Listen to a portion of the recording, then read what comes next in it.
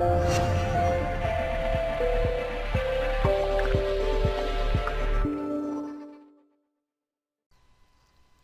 I'd like to take a look at two-sample inference with proportions.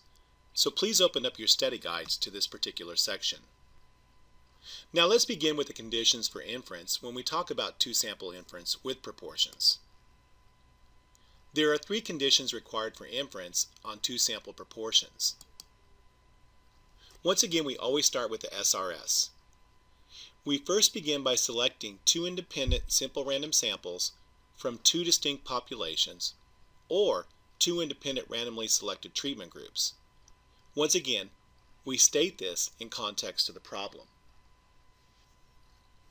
Next, we need to check our sampling distributions for normality. Now recall in our one sample procedure with proportions, we needed to show that both NP and NQ were greater than or equal to 10. Now in the case of two sample proportion inference, we need to show that both sampling distributions are approximately normal by satisfying all four inequalities. N1P1 needs to be greater than or equal to 5. N1Q1 needs to be greater than or equal to 5. N2P2 needs to be greater than or equal to 5. And N2Q2 needs to be greater than or equal to 5. Notice we've subscripted N and P to represent the sample size and population proportion from each particular set of sample data. Now, if we're not given any information, and we won't be in the two sample case, about P nor Q, we're going to use P hat. Recall the rule of thumb. If you don't know P, use P hat. And if you don't know P hat, use 0.5. In the case of two sample proportion inference, we will never know the value for P or Q. In the case of the one sample proportions, we did sometimes know the value of P and Q because it was stated in our null hypothesis when doing a hypothesis test. However, in a two-sample procedure, we're just going to assume in the null hypothesis that our population proportions are equal for the two different populations.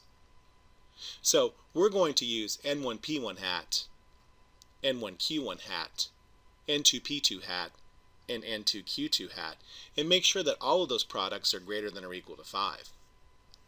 Finally, we need the test for independence for our condition of inference. We always assume that the population sizes, both of them, are at least 10 times the sample size. So once again, we have an SRS, two independent SRSs of data. We need to show normality by showing all four products are greater than or equal to 5. And for independence, we need to show that our population size or sizes are assumed to be at least 10 times the actual sample size. Now let's talk about the construction of a confidence interval. Now remember, generically we're given on our formula page that a confidence interval is equal to the statistic that we're using to estimate the parameter plus or minus the critical value times the standard deviation of the statistic.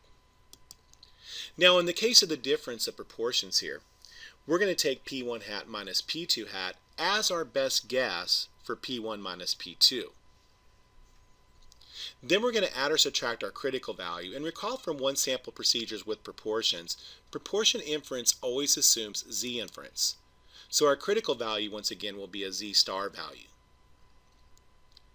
And the standard deviation of P1 hat minus P2 hat can be found on your formula page. The standard deviation for the confidence interval for the difference in proportions is the square root of P1 hat Q1 hat over N1 plus P2 hat Q2 hat over N2. So once again, the standard error component is given to you on your formula pages. Once again, it's P1 hat Q1 hat over N1 plus P2 hat Q2 hat over N2, and then we take the square root of the whole thing.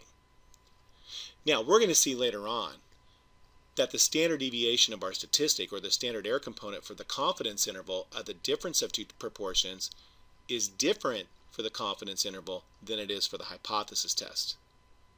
Once again, this is called the standard error component. We use P hat when P is unknown.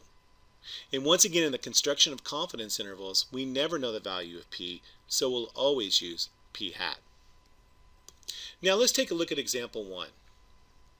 At Community Hospital, the burn